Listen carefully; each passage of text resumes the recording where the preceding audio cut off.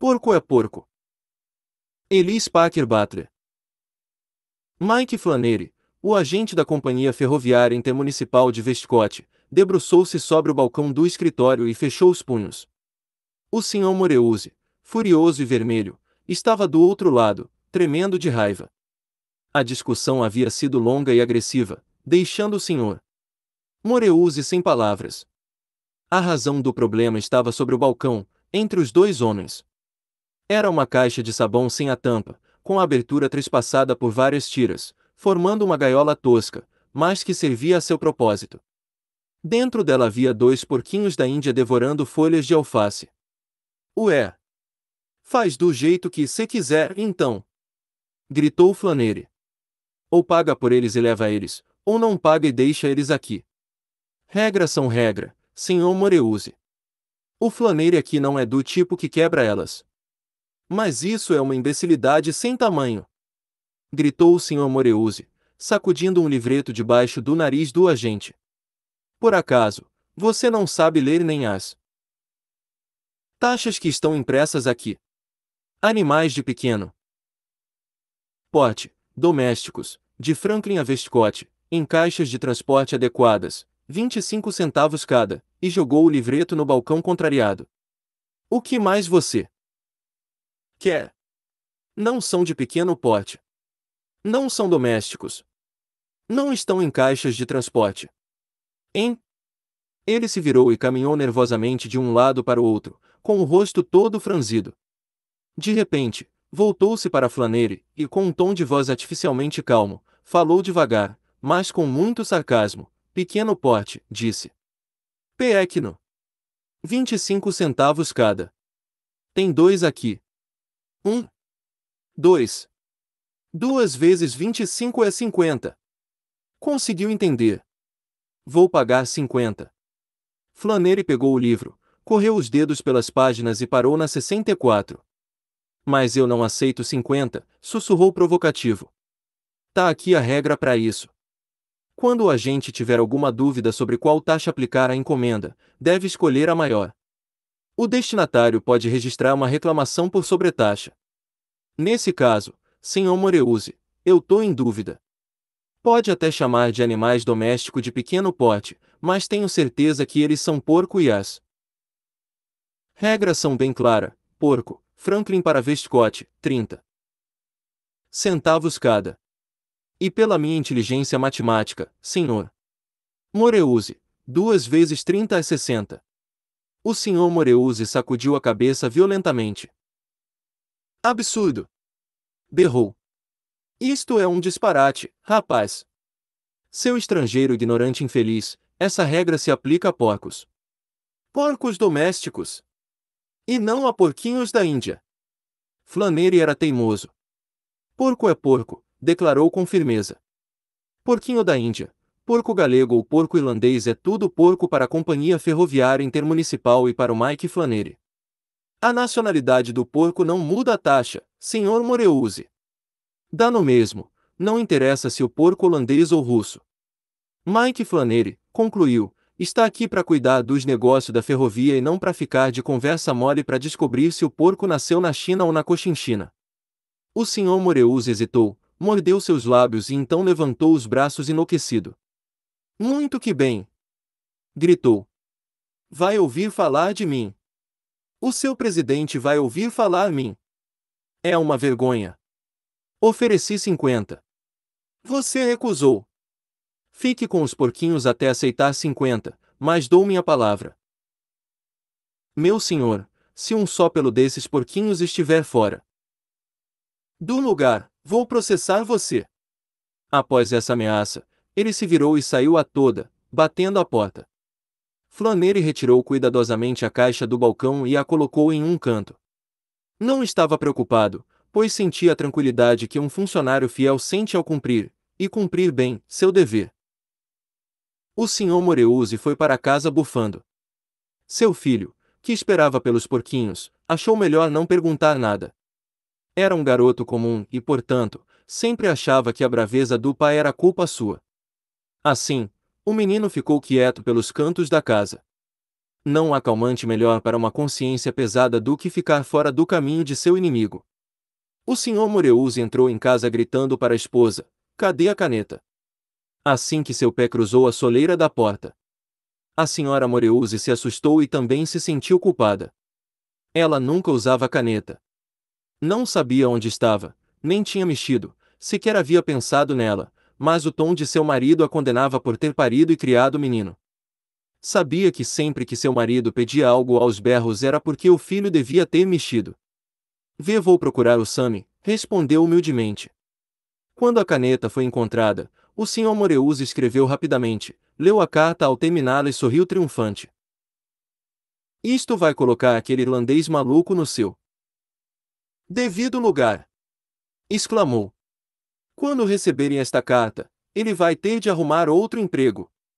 Uma semana depois o Sr. Moreuze recebeu um envelope oficial com a marca da companhia ferroviária Intermunicipal no canto superior esquerdo. Abriu ansioso o envelope e sacou uma folha de papel. No alto estava o número A6754. A carta era curta. Dizia: assunto: taxa sobre porquinhos da Índia. "Caro senhor, recebemos sua carta sobre a taxa para porquinhos da Índia entre Franklin e Westcott endereçada ao presidente desta empresa. Reclamações referentes a sobretaxas devem ser encaminhadas ao Departamento de Reclamações." O Sr. Moreuze escreveu para o Departamento de Reclamações 6 páginas de puro sarcasmo, insultos e argumentos, e a enviou. Algumas semanas depois recebeu uma resposta do Departamento de Reclamações. Sua última carta foi devolvida junto. Dizia a resposta: "Caro senhor, sua carta do dia 16 deste mês, endereçada a este departamento, sobre a taxa para porquinhos da Índia de Franklin a Westcott, está anexada. Levamos a questão ao nosso agente em Westcott e sua resposta também está anexada. Ele nos informa que o senhor se recusou a receber a encomenda ou a pagar as taxas. Portanto, o senhor não tem direito a queixas contra esta empresa e sua carta sobre a taxa apropriada para a encomenda deve ser endereçada ao Departamento de Tarifas." O Sr. Moreuze escreveu ao Departamento de Tarifas. Explicou seu caso com clareza e expôs todos os seus argumentos, copiando algumas páginas da enciclopédia para provar que porquinhos da Índia não eram porcos comuns. Com o cuidado inerente às corporações quando são conduzidas de modo sistemático, a carta do Sr. Moreuze foi numerada, aprovada e seguiu os trâmites regulares. Cópias da declaração de conhecimento de carga, o inventário, o recibo de flanere para a encomenda e o resto da papelada pertinente foram grampeados à carta. Tudo foi encaminhado ao diretor do Departamento de Tarifas. O diretor do Departamento de Tarifas colocou os pés sobre a mesa e bocejou. Folheou os papéis distraidamente. "Senhorita Kane", disse a estenógrafa, "anote aí, agente, Westcott, NJ. Por favor explique por que a taxa de animais domésticos foi recusada para a referida encomenda constante nos papéis anexados." A sorta, Kane fez diversas curvas e ângulos em seu caderno e esperou com a caneta pousada sobre a página. O diretor do departamento olhou para os papéis novamente. "Porquinhos da Índia, hein?" disse. "A essa altura já devem ter morrido de fome. Escreva mais isto.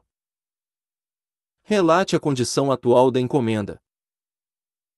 Ele jogou os papéis na mesa da estenógrafa, baixou os pés e foi almoçar. Mike Flannery coçou a cabeça quando recebeu a carta. "Relate condição atual." Repetiu pensativo. "Mas o que esses funcionários estão querendo, eu não faço ideia. Condição atual, né? São Patrício 1. Esses porquinhos tão com a saúde boa, até onde eu sei, mas eu nunca fui veterinário de porco galego. Talvez queiram que eu chame um médico de porco para tirar o pulso deles. Uma coisa que eu sei bem é que tem um bom apetite para bichos desse tamanho. Se comeram, comeriam até o cadeado da porta do estábulo. Se os porcos da Irlanda comessem desse jeito, o país passaria fome." Para se certificar de que seu relatório estava atualizado, Flannery foi olhar o viveiro nos fundos do escritório. Os porquinhos haviam sido transferidos para um caixote de verduras. 1, 2, 3, 4, 5, 6, 7, 8. Contou. 7 malhados e um inteiro preto. Todos robusto, saudável e comendo como hipopótamos famintos. Voltou para sua mesa e escreveu: Sr. Morgan, diretor do Departamento de Tarifas. Por que eu falo que porco galego são porco e continuam sendo é porque é o que diz no livro de regras, e pare de implicar porque você sabe disso tão bem quanto eu. Estão todos bem de saúde e desejam o mesmo pro senhor. PS, agora tem 8 na família que cresceu porque são comilões. PS2, até agora eu já gastei $2 com o repolho que eles gostam. É pra pôr na mesma conta, né? Quando recebeu a carta, Morgan, o diretor do departamento de tarifas, gargalhou. Depois releu e ficou sério. Pelos céus! Ele disse. Flannery está certo. Porco é porco. Vou precisar tomar uma atitude nesse caso. Enquanto isso, Sorta Cane, redige o seguinte: Agente, Vescote, NJ. Sobre o carregamento de porquinhos da Índia, caso número 6754. Regra 83, Instruções gerais aos agentes, claramente define que agentes devem recolher do destinatário todos os custos alimentícios etc. necessários para manter os espécimes vivos, em trânsito ou confinados. Promover recolhimento dos mesmos junto ao destinatário. Flannery recebeu a carta na manhã seguinte. Ao ler, sorriu. Promover recolhimento, disse em voz baixa. Mas esses funcionários não pensam antes de falar. Promover recolhimento de $2,25 do senhor Moreuze. Queria que os funcionários soubessem quem é o senhor Moreuze. Vou promover. Vou sim. Senhor Moreuze, 2,25, por favor. Mas é claro, meu caro amigo Flannery. Será um prazer. Não. Flannery foi com o caminhão de entregas até a porta do Sr. Moreuze. O Sr. Moreuze atendeu a campainha. Ahá! Gritou assim que viu Flannery. Então criou juízo finalmente, não é? Eu já esperava. Pode trazer a caixa. Não tem caixa, disse Flannery friamente. Tem uma conta pro Sr. John C. Moreuze pagar de $2,25 pelos repolho comido pelos porco galego. Você vai pagar. Pagar. Repolhos. Gaguejou o Sr. Moreuze. Quer que eu acredite que 2 porquinhos da Índia 8? Disse Flannery. Papai, mamãe e 6 filhinhos. 8. A resposta do Sr. Moreuze foi bater a porta na cara de Flannery, que apenas a encarou, contrariado. Acho que o destinatário não quer pagar pelos repolho, disse. Conheço bem o sinal de recusa. O destinatário se recusa a pagar até por uma maldita folha de repolho e ainda fica brabo comigo. O Sr. Morgan, diretor do Departamento de Tarifas, consultou o presidente da Companhia Ferroviária Intermunicipal sobre os porquinhos da Índia serem de fato porcos ou não. O presidente não quis dar demasiada atenção à questão. Qual a taxa para porcos e para animais de estimação? Perguntou. Porcos, 30 centavos. Estimação, 25, respondeu Morgan. Então é claro que porquinhos da Índia são porcos, afirmou o presidente. Sim, concordou Morgan, também vejo da mesma maneira. Uma coisa que pode ser classificada em duas classes deve ser taxada pela maior. Mas porquinhos da Índia são porcos. Não são coelhos. Já que você mencionou, disse o presidente, acho que estão mais para coelhos. São como um meio termo entre porco e coelho. Acho que a questão é se os porquinhos da Índia são da mesma família dos porcos de estimação. Vou perguntar ao professor Gordon. Ele é uma autoridade nessas coisas. Deixe a papelada comigo. O presidente colocou os papéis em sua mesa e escreveu uma carta ao professor Gordon. Infelizmente, o professor estava coletando espécimes de animais na América do Sul. E a carta foi encaminhada a ele por sua esposa. Como estava nos Andes, onde nenhum homem branco jamais havia pisado, a carta levou meses até ser entregue. O presidente se esqueceu dos porquinhos da Índia, assim como Morgan e o Sr. Moreuze. Mas Flannery não. Metade de seu tempo ele gastava com os afazeres da agência, na outra, cuidava dos porquinhos da Índia. Muito antes de o professor Gordon receber a carta do presidente, Morgan recebeu uma de Flannery que dizia, sobre os porco galego. O que eu faço porque a família só cresce, sem indício de morte, já tem 32 e acho que vou vender alguns para manter o escritório de entrega em ordem. Responde rápido. Morgan pegou um formulário de telegrama e escreveu, Agente, Westcott. Não vender porquinhos. Depois escreveu uma carta a Flannery chamando a atenção o fato de que os porquinhos não eram propriedade da empresa, pois somente estavam sendo armazenados enquanto a disputa sobre o valor das taxas não fosse resolvida. Aconselhou Flannery a cuidar deles da melhor maneira possível. Flannery, com a carta em punho, olhou para os porquinhos e suspirou. A gaiola de caixa de verduras tinha ficado pequena. Pregou 6 metros de tábuas no fundo do escritório para fazer um lar maior e mais ventilado para os porquinhos. Depois foi trabalhar. Trabalhou incansavelmente até depois de seu horário, pois os animais demandavam atenção e quase todo o seu tempo. Meses depois, em desespero, pegou uma folha de papel, escreveu nela 160, e a enviou para Morgan. Morgan respondeu pedindo uma explicação. Flannery explicou, agora tem 160 porco galego. Pelo amor de Deus me deixa vender alguns, ou você quer me ver louco? Morgan reiterou em outro telegrama, não vender porquinhos. Pouco tempo depois, o presidente da companhia recebeu a resposta do professor Gordon.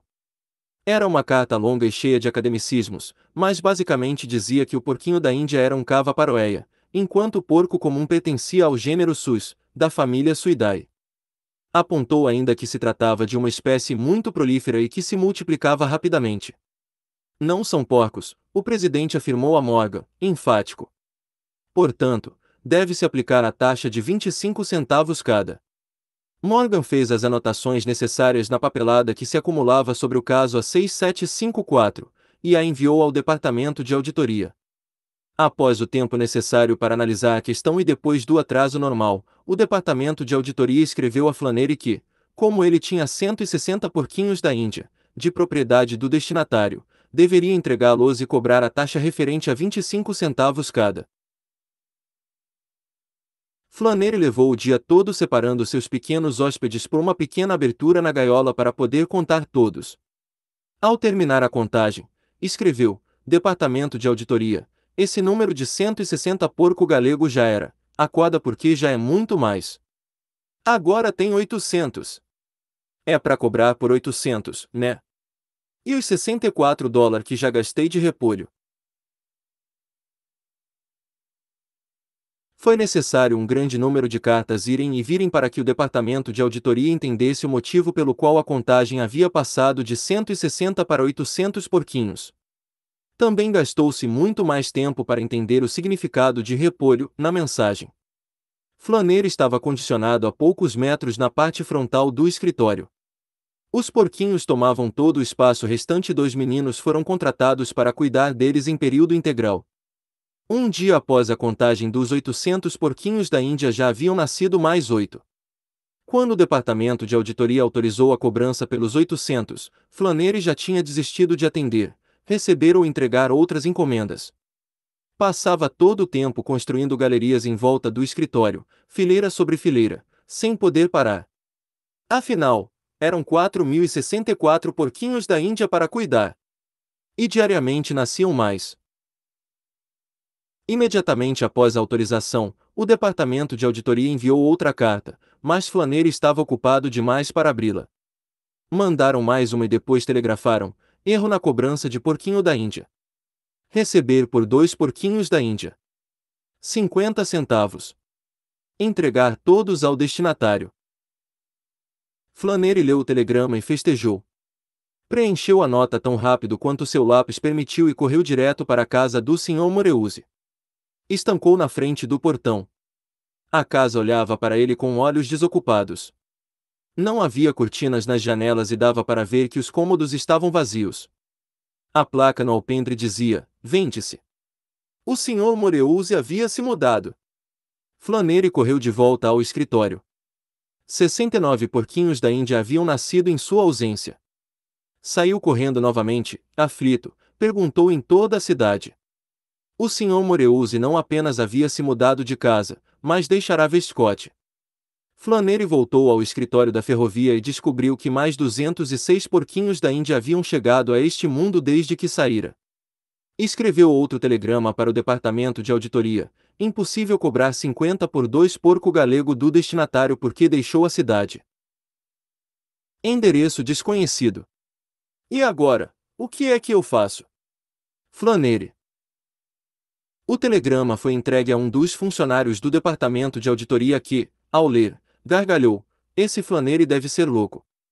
Ele deveria saber que nesse caso o procedimento é enviar a encomenda para cá, disse o funcionário. Telegrafou dizendo que Flannery enviasse os porquinhos para o escritório central da empresa, em Franklin. Assim que Flannery recebeu o telegrama, pôs-se a trabalhar. Os 6 garotos contratados para ajudá-lo também entraram na labuta. Trabalharam com uma pressa desesperada, fazendo gaiolas de caixas de sabão, caixas de biscoitos e caixas de todos os tipos. As gaiolas eram enchidas de porquinhos da Índia assim que ficavam prontas e eram enviadas pelo expresso para Franklin. Dias a fio as gaiolas de porquinhos da Índia fluíam em uma sequência infinita de Westcott para Franklin. Mesmo assim, Flannery e seus 6 ajudantes batiam, pregavam e empacotavam sem descanso. Todos suando em bicas. Ao final da semana 280 gaiolas de porquinhos da Índia foram despachadas e ainda sobravam. No escritório da ferrovia outros 704 porquinhos da Índia nascidos desde que começaram o encaixotamento. Chegou um telegrama para Flannery: pare de mandar porquinhos. Armazém cheio. Ele parou de engaiolar somente para escrever de volta: não dá. E continuou a enviar.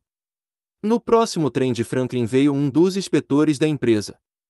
Ele tinha instruções de bloquear o fluxo de porquinhos da Índia a qualquer custo.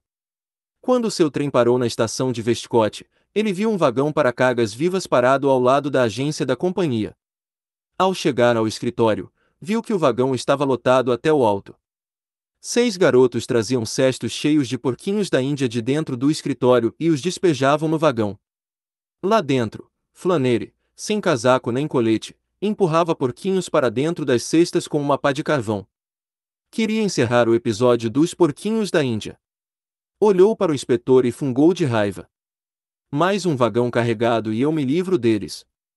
E nunca mais Flannery vai querer saber de porco estrangeiro por aqui. Não mesmo. Quase acabaram comigo. Da próxima vez, já sei que porco de qualquer lugar do mundo é tudo de estimação e vou cobrar a taxa menor. Voltou a recolher os porquinhos rapidamente, falando. Entre um fôlego e outro. Regra pode ser regra, mas ninguém engana o Mike Flannery 2 vezes com o mesmo truque, quando o negócio é carga viva, que se dane as regras. Enquanto o Flannery mandar neste escritório da ferrovia, porco é de estimação, vaca é de estimação, cavalo é de estimação, e leão, tigre e até as cabras das montanhas são de estimação. E a taxa para todos vai ser 25 centavos. Fez uma longa pausa para que um dos meninos colocasse um cesto vazio no lugar daquele já abarrotado. Havia somente alguns poucos porquinhos da Índia sobrando. Ao ver seu número reduzido, sua habilidade natural de ver as coisas pelo lado bom retornou. Bem, sabe de uma coisa? Disse bem-humorado. Não foi tão ruim assim. Imagina se fosse elefante em vez de porco galego? Notas. 1. Santo Padroeiro da Irlanda. Todo ano, no dia 17 de março, a Irlanda comemora o St. Patrick's Day em homenagem a São Patrício. Patrício, que se chamava Maevin Succat, viveu no fim do século IV, durante a dominação romana das Ilhas Britânicas. Acredita-se que ele tenha nascido nas regiões onde hoje ficam a Escócia e País de Gales, porém, não se sabe ao certo em qual das duas. Aos 16 anos, Succat foi sequestrado por piratas e levado à Irlanda. Quando finalmente conseguiu fugir, retornou para a região onde hoje fica a Inglaterra e entrou para a vida monástica. Foi nesse momento que ele adotou o Patrício, como nome seu cristão. Já adulto, Patrício voltou à Irlanda no papel de missionário. Hoje, Ele é reconhecido como uma das figuras mais importantes na introdução do cristianismo entre a população celta. Retornar.